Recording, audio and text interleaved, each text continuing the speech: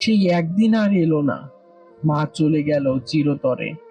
আমি ফিরলাম এক মুঠো আফসোস নিয়ে। রোজ সকালে ঘুম ভাঙতো, চোখ খুললেই দেখতাম মা দাঁড়িয়ে আছে হাতে এক কাপ চা নিয়ে। আমি বলতাম, এই তো বড় হয়ে যাচ্ছি, আর চা এনে দিতে হবে না। মা হাসতো, তুই যত বড়ই হ, তুই আমার ছোট্ট খোকা। তখন বুঝিনি মা কেন নিজের ঘুম ভাঙিয়ে আমার জন্য চা বানাতো, কেন নিজের শরীর খারাপ নিয়েও হাসি মুখে বলতো, তোর হাসিই আমার সব।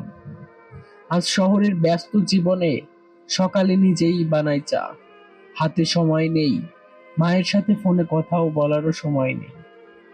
একদিন ফোনে মা বলল, তোর বানানো চা খাবো একদিন, খুব ইচ্ছে করে। আমি বললাম, আসবো মা, একদিন আসবো ঠিকই। সেই একদিন আর এলো না। মা চলে গেল চিরতরে। আমি ফিরলাম এক মুঠো আফসোস নিয়ে, আর একটা কাপ চা হাতে।